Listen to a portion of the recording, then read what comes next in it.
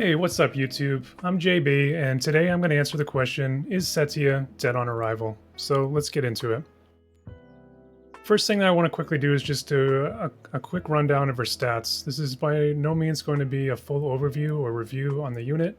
That's something I've kind of done in a previous video, so if you're interested in checking that out, please click the link above and have a watch.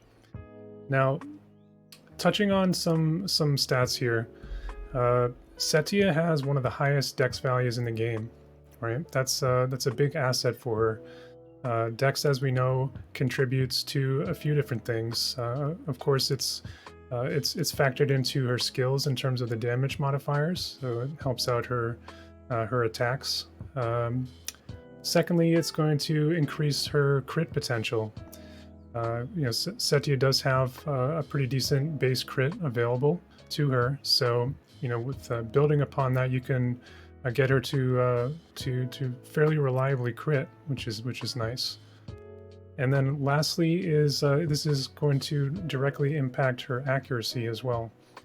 Now, in terms of the direct translation between dex and accuracy, I'm not going to go through the formula or the math here in this video, but sort of like napkin, table math, you could generally say like maybe between 6 to 12 accuracy on like a sliding scale is generally what you're looking at.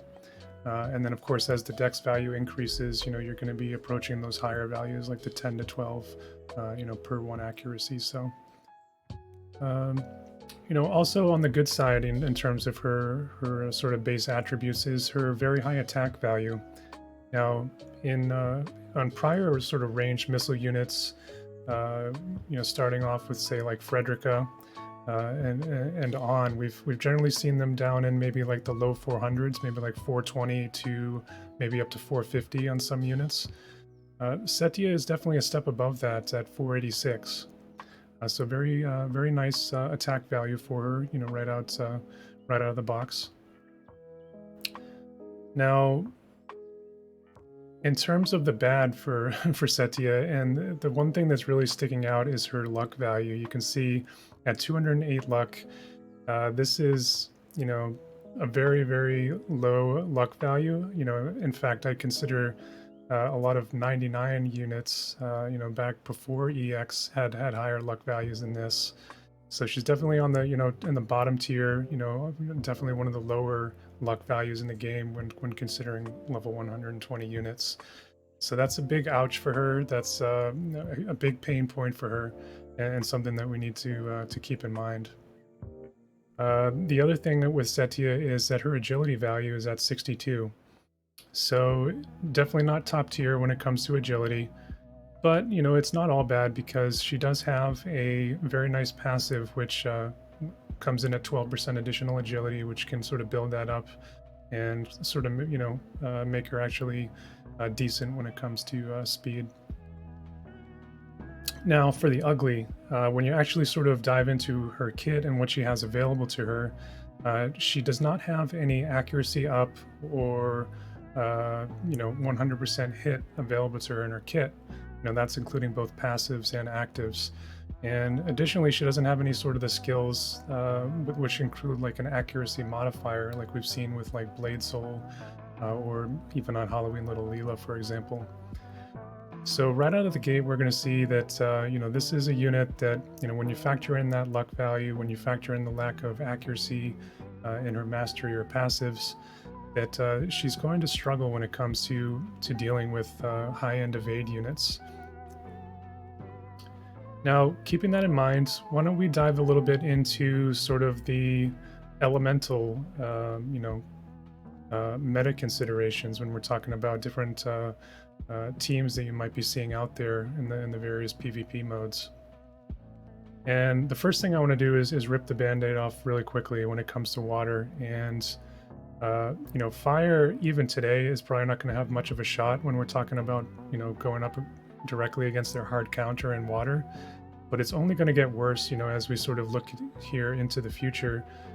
We have 2 units in particular that are coming very soon in Celeste and Astoria.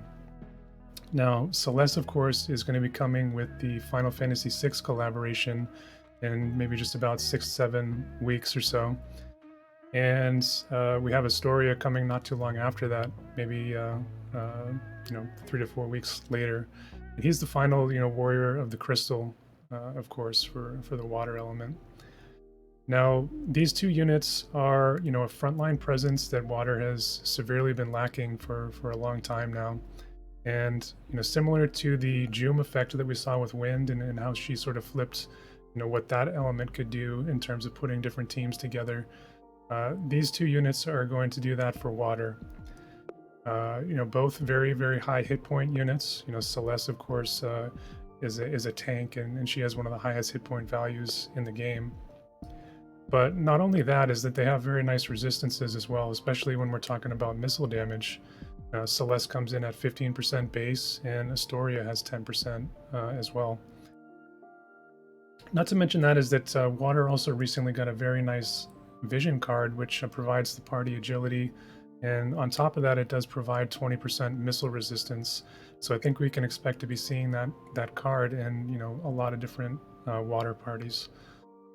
So this, like I said, going up against your hard counter is never obviously ideal or something that you would look to do, but when you have a couple of units incoming like this that sort of up the ante in what water is going to be able to do, and obviously a couple of units that are probably going to be very popular as well too. Celeste is a fan favorite, coming from a favorite Final Fantasy title.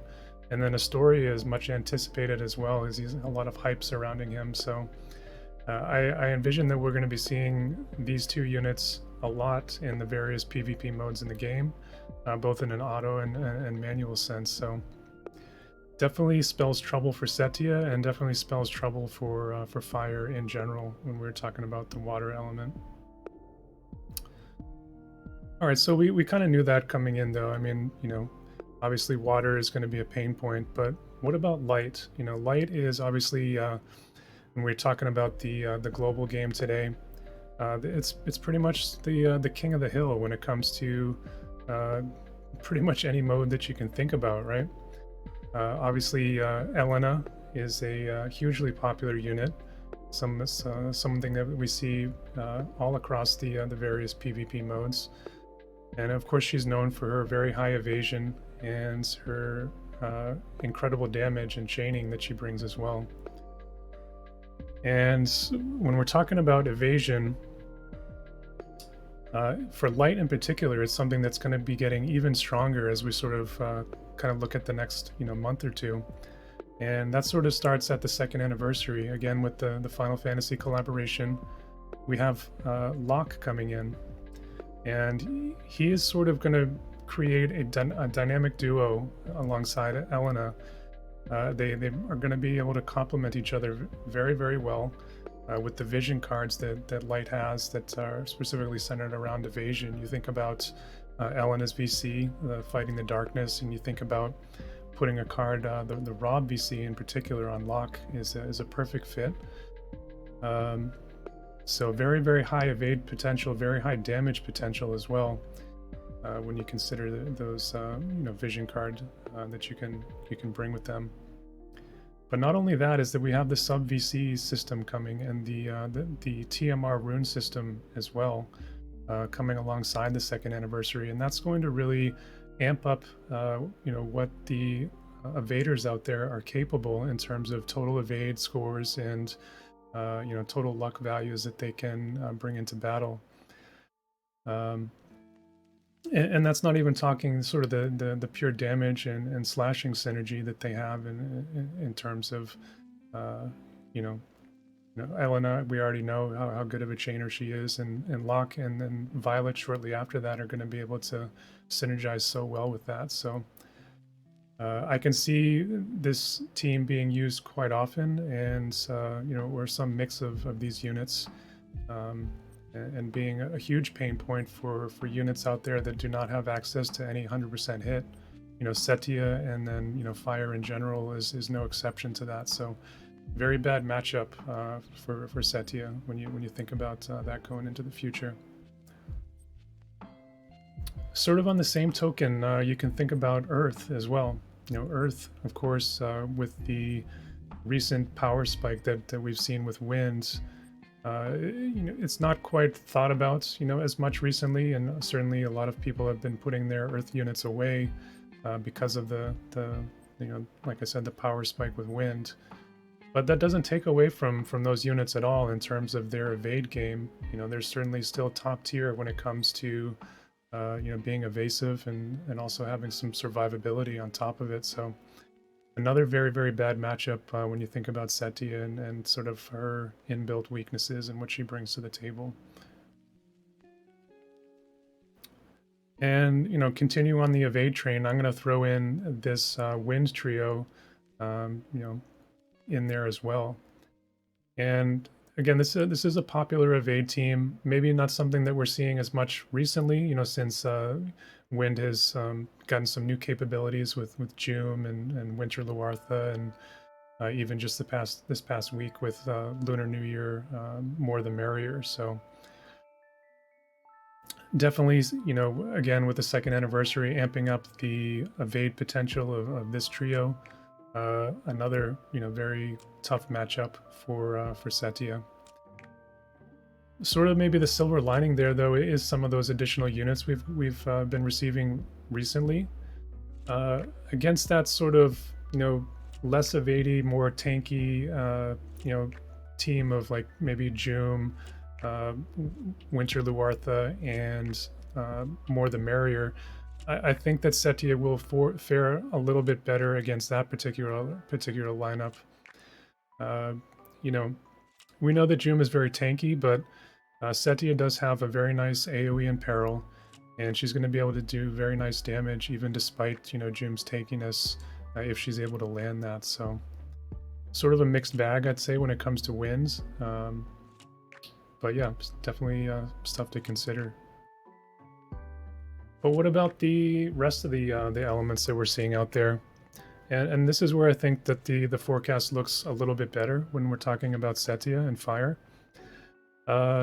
In particular, ice. I mean, obviously, fire has owned ice, since day one of the game. Maybe only sort of challenged when we had Agarius in the meta and sort of the status ailment game that she brought to War of the Visions. But Cetia and then King Mons, Glassy, all these units can do a number on ice, and that kind of goes without saying. But maybe some of the other popular comps out there, maybe the lightning comps, the dark comps, I think that Cetia is going to be able to hold her own in those matchups. Maybe it's not a walk in the park by any means. These teams are obviously very strong and do a lot of damage themselves, but I do think that Cetia is going to be able to go toe for toe and certainly rival some of the power that they bring. So definitely looking much better when we're considering those types of matchups.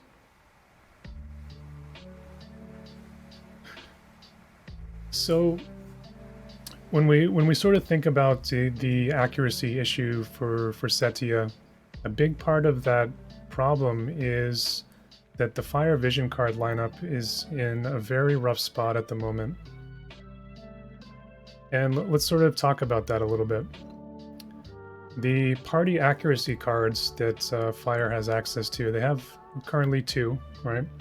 One of them is Blades of Grass, right, which very nice card that unfortunately not a lot of people actually have or have built this card because it's a limited time, and it was from the second Final Fantasy Tactics collaboration way back in the first year of the game. And at that time, at least, accuracy maybe wasn't something that was on a lot of people's radar. So a lot of people skipped over this card, and not being able to to use that 25 accuracy in your party is going to be rough for Cetia if you don't have access to it. There is sort of a consolation card that you could consider, which would be the Encounter of Heroes, which gives 13 to party accuracy.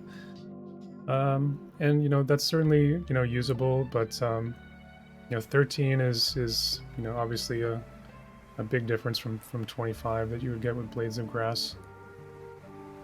Now we do know that there's two other stats that contribute directly to your accuracy, and that's Dex and Luck. And unfortunately, Fire is not doing too well when it comes to those stats and their vision cards either. When you look at the Dex front, they do have a card in the Phoenix card which gives party Dex, but it's only at the sort of half rate 18% value. So, I mean, this also may or may not be a card that you would consider bringing into a party with Cetia, because one of the main draws of this card is the pierce damage, and you may not have a unit that would be utilizing that. So, you may be opting to look at like an Ifrit, or maybe in one of the other cards that's at Fire's disposal. So. And then lastly, luck obviously is a big factor on accuracy, in addition to evade. So on the luck front, Fire does have a vision card, but it's of the MR rarity. So it only gives a 21% luck to party. So, obviously that's not something that, outside of maybe like a cost, limited environment that you'd be looking to use. But it's not all bad. We can certainly make up, quite a bit for accuracy shortcomings with gear and accessories.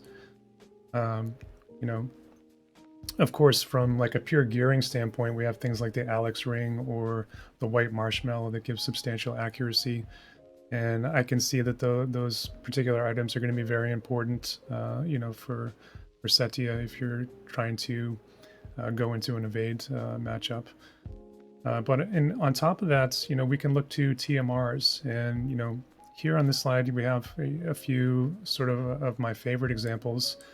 The Yerma TMR is one that maybe not a lot of people have looked too much into, but in the live PvP scene, this is one that we've used for quite a while to deal with evade units, and it's one of the better ones out there when you think about it. Of course, it's giving a very nice, attack boost at 40%, but it's giving a massive 60% accuracy for 3 turns. And that's huge. That's one of the highest, accuracy buffs in the game. So, very, very nice TMR, very underrated. And I can see this being very useful for Cetia in certain matchups. The other one would be Elsorel's TMR, and that's sort of a party buff of 30 for accuracy. So this could be nice if you're looking to maybe buff a couple different damage dealers with accuracy, or maybe potentially like from an auto sense, if you wanted to have maybe a support unit come over and buff Cetia so she could use another TMR, like maybe Bells or something of that nature. So kind of on that same front, Luel's TMR will buff your party luck, and then also gives you a nullified, a blind, and stop. Both status elements, which could be beneficial for Cetia to have. So, of course, the luck one is not going to provide quite as much accuracy to Cetia, considering her lower luck that she has base, but if you're sort of layering, a couple different buffs on top of each other, that can be something that you may look to do, where you have maybe, using both an accuracy up and a luck buff in conjunction. So that being said, we talked a little bit about the gear. Do we have help coming on the way? We already know that the vision cards are sort of a pain point when it comes to accuracy and the fire elements. But we do know we have the Brachiosaur, Esper and Vision card, most likely coming next week, right? Assuming we follow the Japanese side schedule. And I can very, very easily see Gumi slapping a bestowed effect on this card of maybe something like a 20 accuracy or a 15 accuracy. And that would go a long way to helping Cetia out. especially if you think about, if you can then combo this card, if you happen to be one of the lucky ones that has Blades of Grass, or maybe even Secrets of the Heart, you might consider using in the party as well. So we'll have to wait and see if that comes to comes to pass. But they've been known to sort of build upon some units' strengths or weaknesses, or both, in the past. So definitely something to watch for. But that being said, what about future Fire Vision cards? We already know there's sort of a couple of holes there, and Dex and Luck in particular are a couple that we talked about. Is that something that we'll see in the future?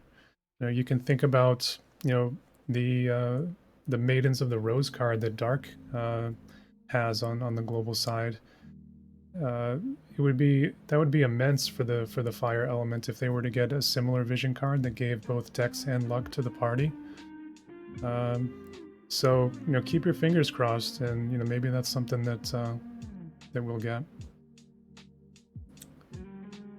But what about other potential avenues for help? And maybe you would look to other units to sort of to help Cetia out. And one big help would be Terra, and she's again from the Final Fantasy VI collaboration. She's of course the protagonist of that game, and she brings a lot to the table in terms of her survivability. She has a really nice AoE 100% hit, and that's going to be great, of course, to pair alongside Cetia and sort of help out in maybe some of the areas that she's weak against. And then, of course, Cetia can also help Terra, right, with her Imperil. So pretty nice synergy there, but for these two units. Of course, they're not going to be able to do anything against the water team, even with these two powerful units, but that sort of goes without saying. But maybe even sort of a little bit of conjecture beyond that. We know that Gumi has been sort of like clockwork. Like every sort of 3 months, we've been getting these global fest units. Starting back with like Zazan. 3 months later, we got Elena. More recently, we just got Ibarra. 3 months post Ibarra would be putting us, right in March, maybe right around or right before the anniversary. And what better way to clean out our Visior than a brand new Global Fest unit? Maybe one that would pair quite well with Terra and Cetia, sandwiched right in between them. So who knows if that's going to happen, right? But it's certainly a scenario that I could see coming to pass, and sort of create a little bit of a fire meta, right before we go into Celes and Astoria to sort of counter it. So keep your ear to the ground, and maybe that's something that we see. And just sort of to add on to that, usually with those Global Fest units, we have typically seen a vision card that sort of in some cases goes right with them. So maybe we would see that fire luck card or dex card, or luck dex combo, even better, right at that event too. So definitely food for thought, stuff to consider. So all that said, what is the verdict? What is the answer to that question I started off the video with? Is this unit dead on arrival? In my opinion, no. This unit is not dead on arrival. Cetia is still a strong unit, but just like any unit that's released in this game, she has weaknesses, right? She has an Achilles heel, and specifically when it comes to hitting evade units. Is it something that you can overcome and sort of build upon? I think it's going to take some work, right? And I highlighted a few ways that you could potentially look at doing that in the video.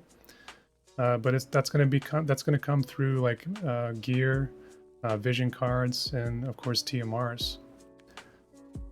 But that's sort of one of the fun aspects of the game, right? And sort of the team building aspect and sort of the meta considerations that you have when you're building your team. But that stuff is always in flow, always changing. It seems like every week we're getting a new piece that's added into the game that can make you rethink, an older unit or a unit that's coming out down the road. So you know, don't be afraid to pull on the unit just because a unit has a weakness. I mean, certainly there is plenty of other teams out there besides evade teams that you can target with a unit like Cetia. And at the end of the day, you also have to think about what level of the game that you're playing at, and what is the you know, the competitive factor that's added in there and at that level that you play at. But also you have to think about, you know, your personal account and what items and vision cards you have access to, and if the evade issue is something that you know, sort of makes you skittish about pulling, then you know, think about some of the things that I talked about earlier in the video, and if it's a good fit for your playstyle and your account. But as I like to say, it's dangerous to go alone out there. So consider all this information and, you know, decide for yourself. Personally, I'm going to be pulling on Cetia. This is one of my more anticipated units. I think that while it will be difficult to make her work against evade units, I think that it is possible. And, you know, come second anniversary, you know, even though those the new systems we get with sub VCs and you know, the rune system is going to be good for evade, I think that it can also be good on the accuracy side as well, and you can create specific builds and TMRs based around accuracy and luck as well. So